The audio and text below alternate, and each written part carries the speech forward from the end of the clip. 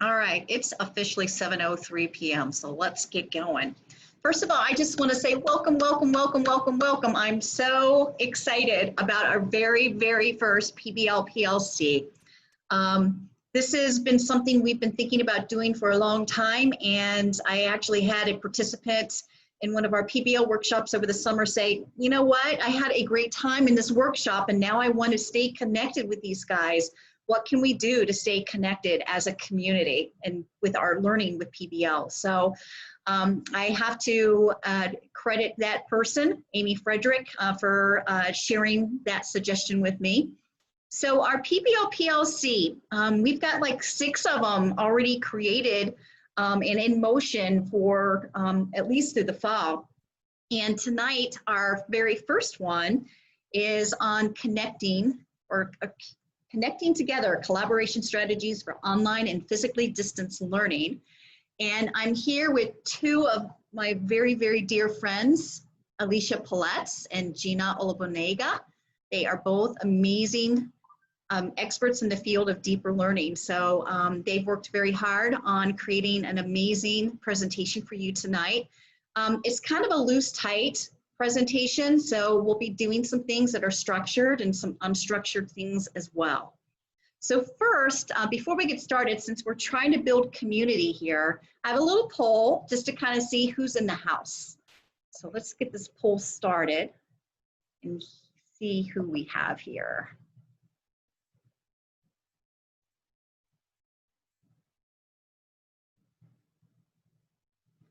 So our questions are, have you officially started school? What time zone are you in? We have people literally from all over the country and some international folks that have registered for this. What's your role? Are you a teacher? Are you an instructional coach, an administrator, or none of the above? And then rating your experience with PBL. Are you really brand new to this? You haven't had any formal training yet? Or you've taken a workshop and you're new at implementing? Or you've taken many PBL workshops and you're very comfortable? And then finally, my favorite, I'm a certified #PBL geek. That's me.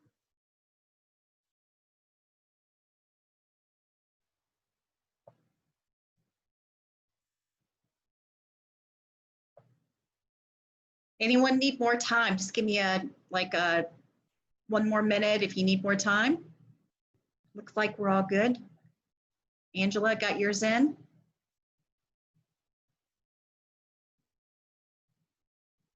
All right, let's see what we have here. Does everyone see the poll results? Yes, thumbs up, great, I like that. So it looks like we're kind of half and half in terms of starting school yet. I know that's high anxiety for many of us right now in terms of what school is looking like. So I know if you're probably kind of on the, if you're in Ohio, you probably have started school. A lot of schools in Ohio start pretty early.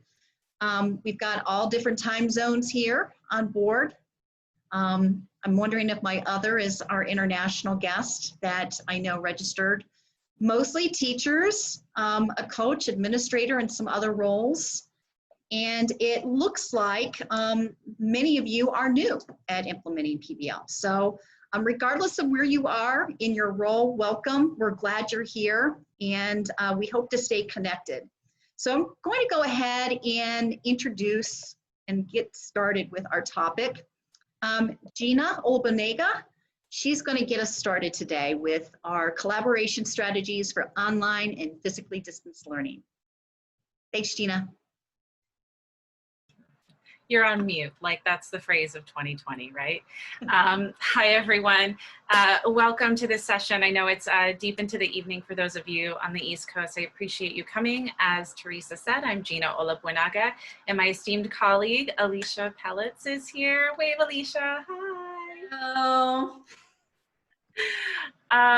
We are here today to talk about our recent ebook that we wrote in partnership with another one of our colleagues, Christy Lathrop, about connecting together collaboration strategies for online and physically distanced learning. So You're in the right place if you're a K-12 educator looking to learn more about collaboration strategies in online, hybrid, and physically distanced context. And all of these will support your project implementation if you're doing PBL, as well as just generally support your practice with students, especially in the time of COVID.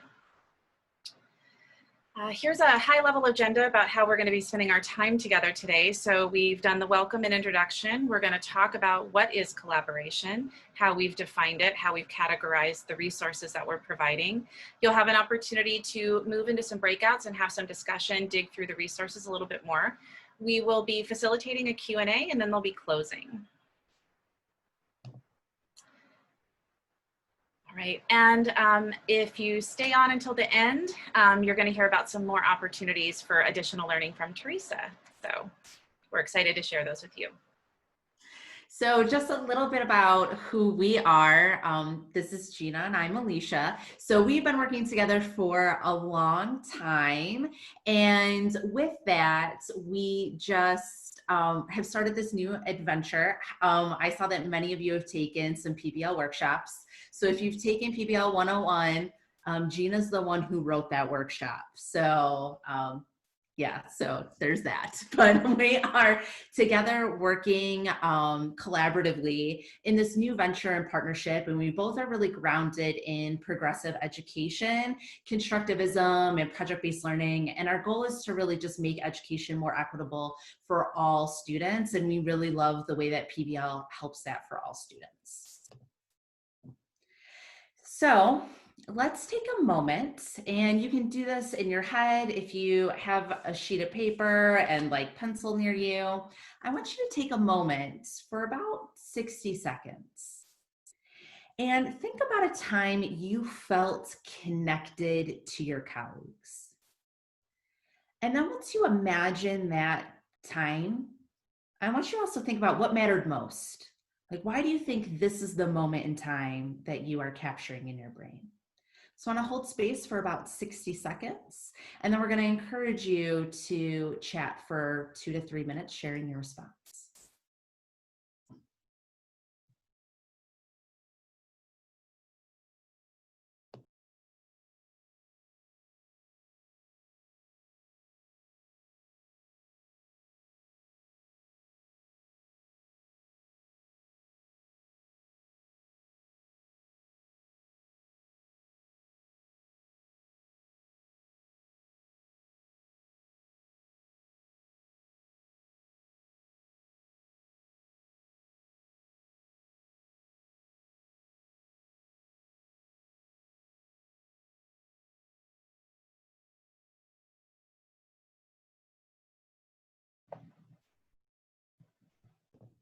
So now I'm going to invite you, as some of you have already done, to put your thoughts that you would feel willing to share within the Zoom chat box. Let's take about 2 to 3 minutes to do so.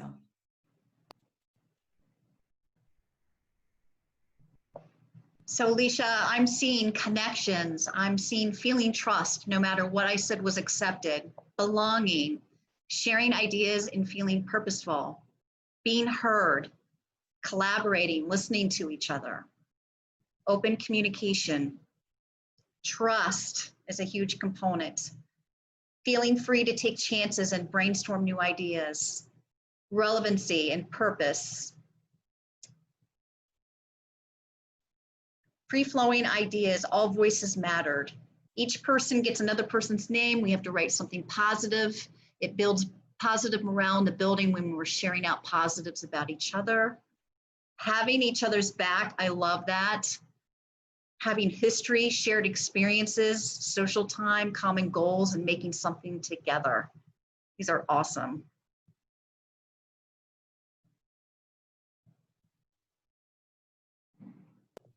Just take another like 10, 15 seconds. Feel free to share. Teresa, I actually found a way to see my chat, so I'm good now. So thank you.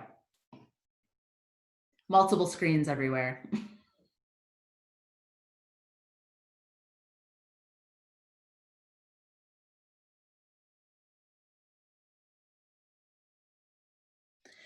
So as you can see, a lot of us are talking about like a very specific memory and this sort of sense of belonging.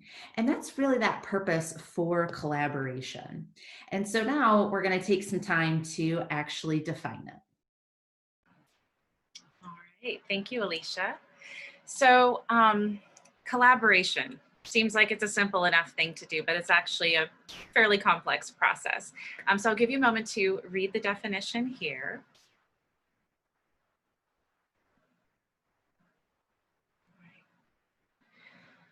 So the unique thing about collaboration, the thing that makes it discrete under the umbrella of cooperative learning, is that it is individuals working together on a common goal. So next slide, please. So there have been many researchers and organizations and universities that have defined various discrete skills under the umbrella of collaboration. For the purposes of our ebook and trying to put together resources in a way that were simple and easy for you all to pick up and use right away in the classroom, these were the 4 categories that we broke up our resources into. So the first one is relationship building. So this is all about how are you creating the environment where productive collaboration can live and thrive and become the ethos of the classroom. The second one is goals in progress. So since collaboration is about working towards a shared goal, how are you identifying and tracking the progress towards that shared goal? How are you identifying your benchmarks and moving each other towards that together? The third is collaborative thinking. So this really speaks to the idea of how are students learning interdependently and deprivatizing their thinking with each other in order to understand each other, communicate, and then move again towards that shared goal. And then the last one is about feedback. A critical component of collaboration and being able to move towards a common goal is being able to refine your thinking, get feedback, improve your process in order to achieve your goal. And so now we're going to have you open up another tab if you so choose. We're going to encourage you to participate. But how many of you have used Slido in the past? So Slido is like my new jam. So you get to kind of experience if you opt into it. So if you could all go to slido.com and then you're going to enter in this number 39206. So I'll give you a moment to go there before I give you next steps. I am also going to post the directions in the chat just so you have an archive of it as we move through the slides.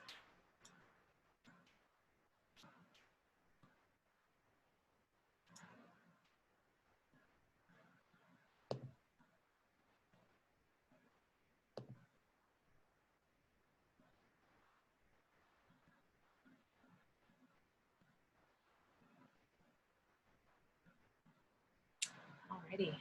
All right, so now that you're there, what I would like you to do is take a moment and go back to your original reflection. So you kind of shared that, you know, that moment of collaboration with your colleagues and where you really felt that sense of belonging. And now we want to see if you can connect it to one of these 4 categories. So was it the fact that you were relationship building, doing that goals in progress, collaborative thinking, or feedback? Another tab that's under Slido, there is a Q&A question. So now that you know a little bit of the definition of collaboration and these 4 categories, what sort of questions are lingering for you today? What do you hope gets solved before you leave? Like, what's that actionable thing for you? So respond to this prompt, and then you can also go to the Q&A section.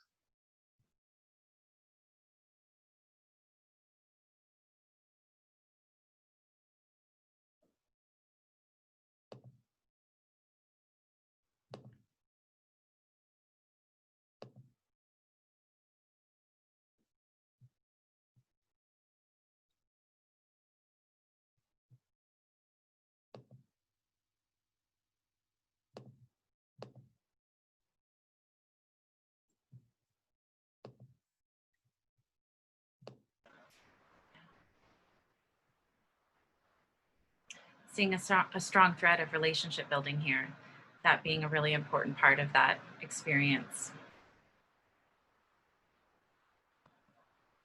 And I think that as we're going to the school year, right, it's thinking about how are we going to build these relationships so that we build that trust. Mm-hmm. Also seeing a lot of responses towards goals in progress, right? So you had to collaborate for some reason to reach some sort of common goal as well, which I think is sometimes when we think of collaboration, we don't necessarily think about that. Mm-hmm.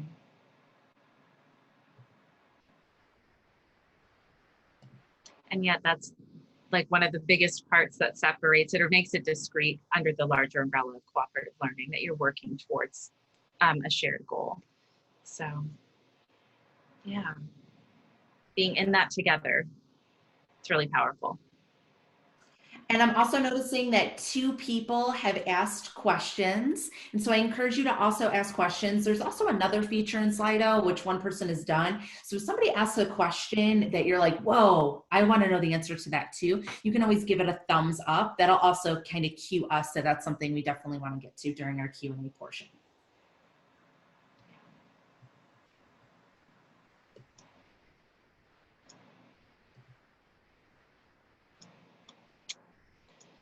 Alrighty. So with that, and you all have already lifted up the value and importance to you around relationship building. So relationship building is really the foundation of meaningful collaboration. So ways to make this happen, it's important that it is a consistent practice. So you don't just build a relationship and call it done. It requires ongoing care and maintenance and attention. The social emotional well-being is another critical component of this relationship building, making sure that students have those interpersonal skills to be able to identify their feelings, being able to communicate those to others, articulate their needs. Those are really important parts of being able to be in good relationship with other people. And then really holding on to this idea that centralizing student stories are an important part of relationship building.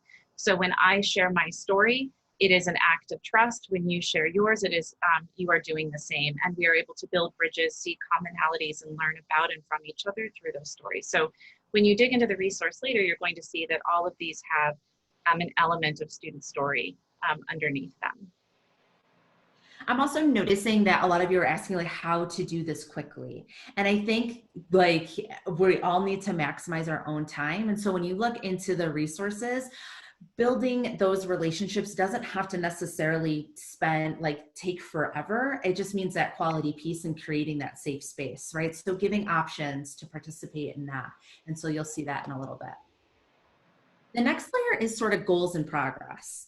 And I'm sure for those of you that are experienced PBL practitioners, we have all gotten to the phase where we're just like, oh my gosh, these students aren't sharing the workload, right? Or it's like there you have learners that are complaining like, Gina's not doing her share, I'm doing all the work, right? Oh, why is she the worst? And so really, that kind of speaks to oftentimes that students don't know what they should be doing or what they should be working towards.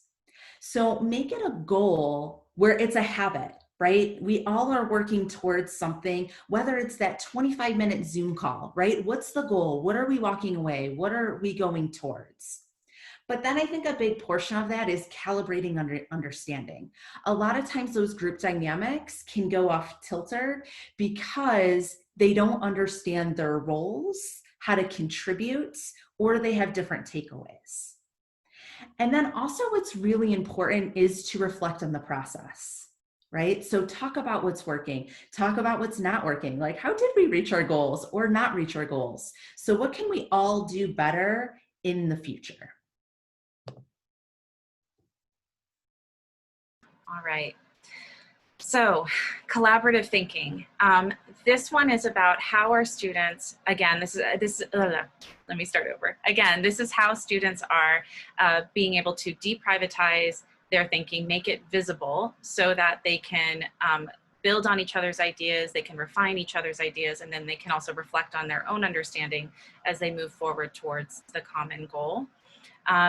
It's also powerful from an equity perspective because it creates the space for learning about multiple perspectives.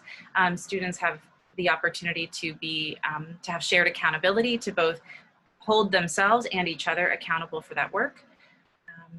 And then they also can be celebrating each other's work, learning about each other's strengths, and practicing flexible thinking, all under the common practice of reflecting. You'll see reflection as a common theme throughout these 4 categories as well when you look at the resource. And so the last part, just to unpack, is the feedback portion.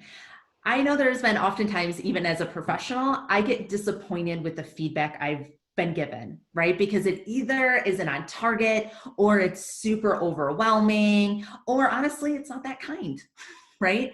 And so we need to get students collaborating early to give feedback. And so really working towards that common goal, we need feedback on that process. And so one of the ways to do that is you have to ready the environment for feedback. Like, I get anxiety every time I get feedback because I'm like, what are they going to say, right? So if we can get students used to getting feedback early, it becomes an area for growth, right? And we're in this journey together. You also want to just practice quality feedback, right? So it is helpful, right? It can be very specific. And so you want to have that clear foci for feedback. As a former high school social studies teacher, I used to give feedback on their whole essay. And then students would be like, oh, I mathematically passed. I'm going to turn that right back in, right? So instead, if you focus, like, let's do the thesis statement. What makes a good thesis statement, right? And then you can really practice on that feedback. And then again, that reflection process. Just because you got feedback, you have to reflect on what you're going to do with that. How is that going to help you with your goal and reach the progress that you need to be making? So now that we've kind of given you a preview of the free ebook that we wrote, are you ready to actually get the ebook?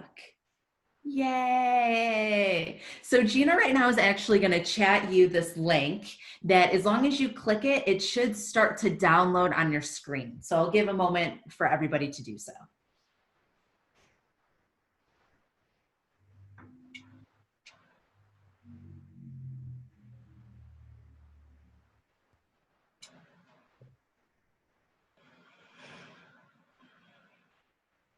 All right. So while that's downloading, I wanted to introduce to you your breakout room Jigsaw. So this will be in 3 parts. In just a moment, I will also populate the directions in the chat. So when you move into the breakouts, you will still have your directions. So don't worry about furiously trying to write these down or screenshot. They'll be available for you in the chat. So we're going to put you in randomized groups of 4 because there are 4 categories in the ebook. So first, you're going to briefly introduce yourself, and each of you will select one of the 4 categories to review. If for some reason you don't have 4 in your group, just 3 will be covered, and it'll be great. The next step will be to conduct a scan of your section. We recognize that 5 minutes isn't much time to review the resource. So do a scan. I recommend starting with the titles, the summaries, and the high-level details at the very top of each of the strategies pages, and see where you want to spend some time. Double click on into that and start to put together in your mind like a quick elevator pitch about something that you want to try with students and why, to share with your group in step 3, which in 1-minute rounds, each of you will share your pitch for the strategy that you are going to try with your students. So we will broadcast some time reminders throughout the breakout session so you have a sense of how much time you have left. Jazz hands, spirit fingers, thumbs up if you're good to go. I'll do a scan. Ooh, I see a thumbs. Ooh, I see some spirit fingers. All right. Okay. Virtual thumbs up also works for me too. Great. We're also going to encourage you to try to follow this the way that it is. We're modifying even our own strategy. This Jigsaw breakout is one of the strategies within our ebook. So we're just encouraging you to try it the way that it is so that we can talk about what we liked and didn't like about it upon return. Yeah, excellent. All right. And one more thing before you go. Secretly, this might have been just me and Alicia's desire to get some animation into the slide deck. Alicia, could you go to the next slide for me, please? All right, so as a reminder, on slido.com, there's the Q&A section. So if as you're talking and exploring with your group, a question comes up, go ahead and hop over to Slido, add your question. And if you see one that already reflects something that you want to know, give it a thumbs up so that way we can prioritize questions during the Q&A for you. Mindy, I see your clarifying question, and yes. So look at one of the relationships, goals in progress, the feedback section. So pick one of those a piece. Yes. Any other clarifying questions? I have a suggestion. I would just love to see that everyone's got their video on when you do go to your breakout rooms, so you can see each other's faces. Alrighty. Let me know when you guys are ready. I think we're ready. We're ready. All right. So have fun, and we look forward to connecting together in just a little while, about 14 minutes or so.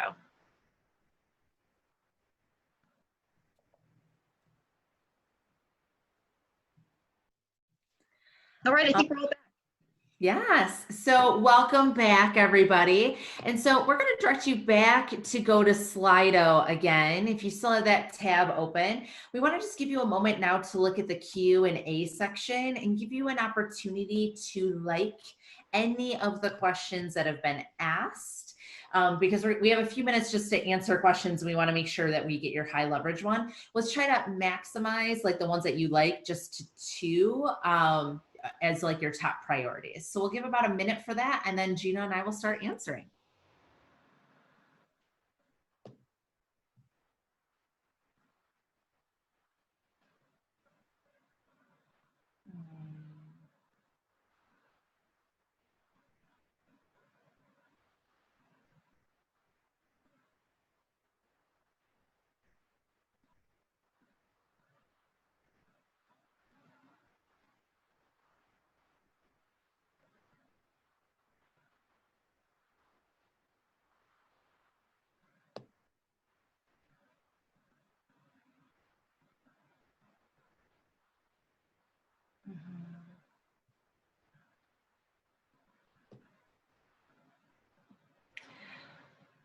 Given time, Alicia, would it be okay if I start?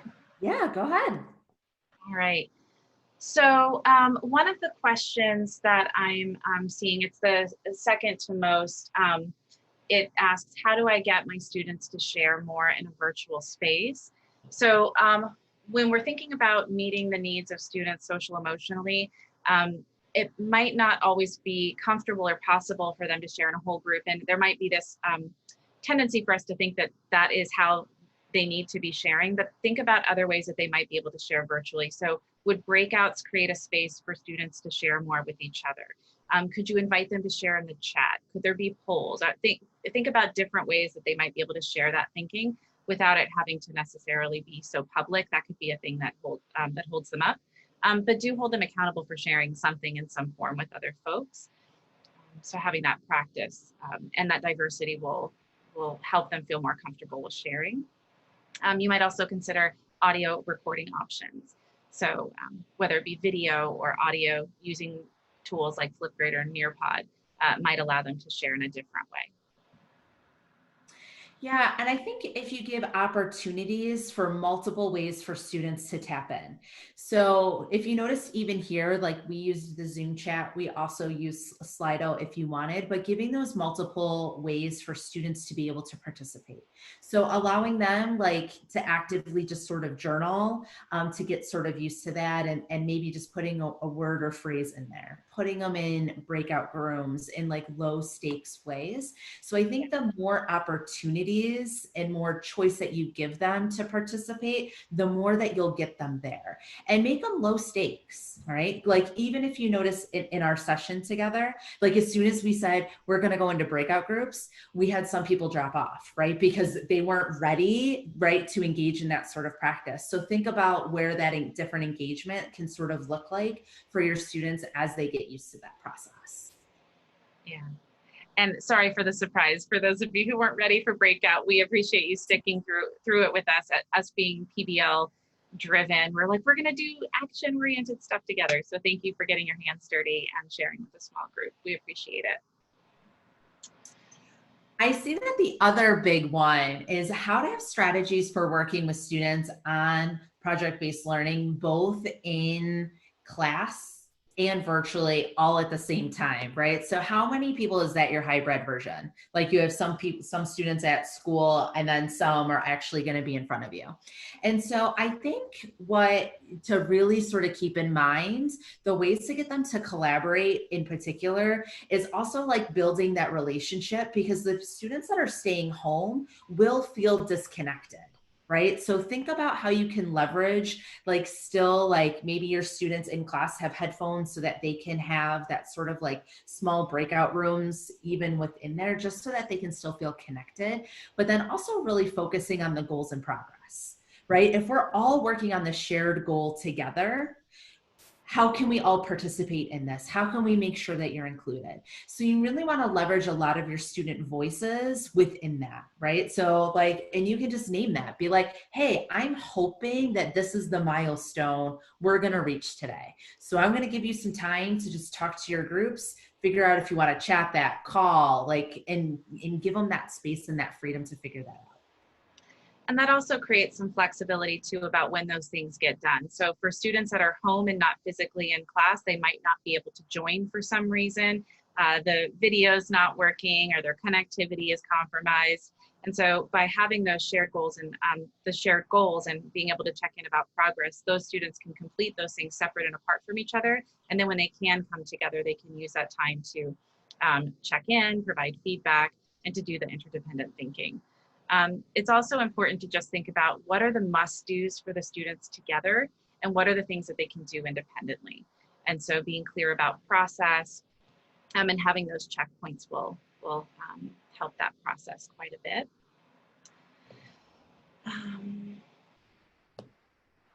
Let's see. So there was a question here about strategies for building trust for students that have never met each other.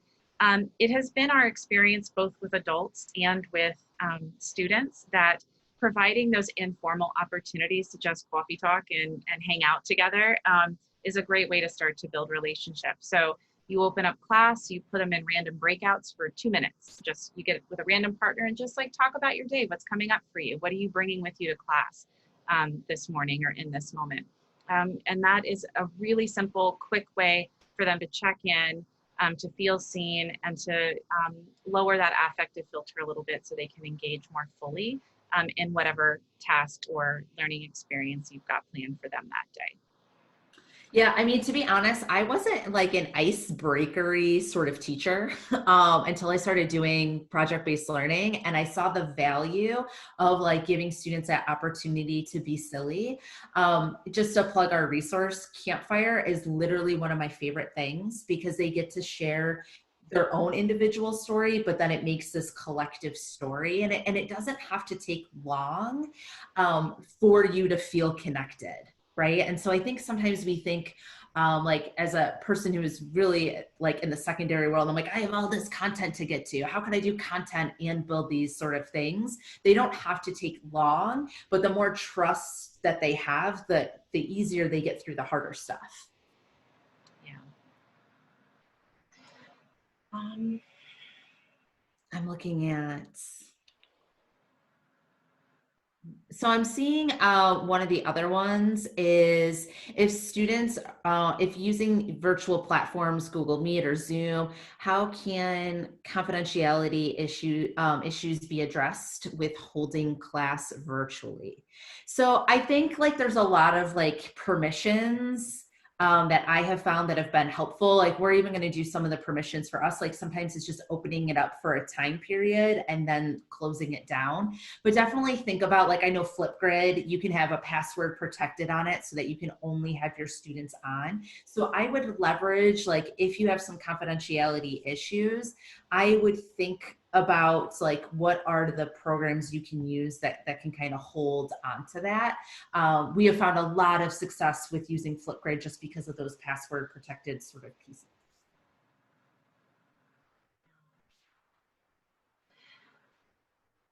And I'm not sure if this is something else that's under that question, but is this, if this is also about like, if you're in this big group context, how do you have the one-on-one conversation with students?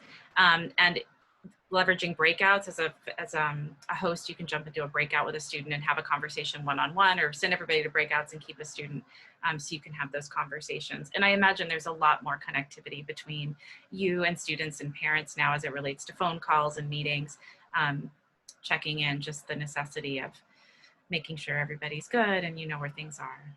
So. And I think it's also really important just to keep in mind, there's so much tech out there that it can be overwhelming. And it can also be overwhelming to students. So pick the things that you're going to use and use them often, right? So like I decided to make Nearpod and Slido my new jams, right? So that I could feel comfortable with those as well, because I felt like, particularly in March and April, I was like, oh, and let's try this technology and let's try this technology. And it was so overwhelming for everybody. So it's kind of also getting practice like with the tech. I find that students are more resistant to share when they feel uncomfortable with the medium that you're using, right? So if you can build that trust with even within the tech, that can be really helpful as well. Yeah. All right. I think that's pretty good. Looking at our time, Teresa. We would love to thank you all for coming today. Such a gift to have your time. And we hope that you find the resource useful, that you will try out some of those strategies with students. And we look forward to learning from you. We'll flash up our contact information for you in just a moment, so that way you can reach out to myself or Alicia. Yeah, and thanks for riding through with those breakout groups. We really, we really appreciated it. All right, so Alicia and Gina, are you going to share the link? Or I think you put it in the chat box, right? The link one more time for folks.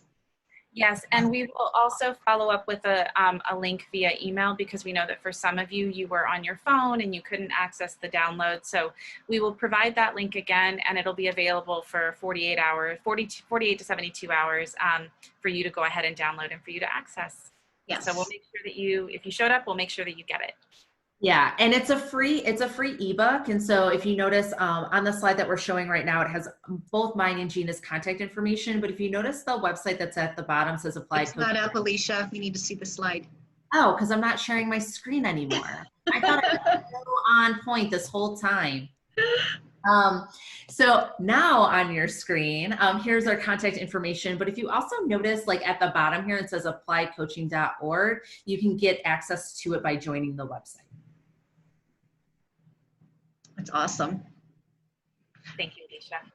Well, I've already talked to Alicia and Gina about, is there a way that we can create a workshop to dive deeper into these strategies? And so we're looking at October 21st, creating an opportunity. If you want to take a deeper dive, or you think you have some teachers around you that would be interested, we'll share that information with you as soon as we make that a live opportunity.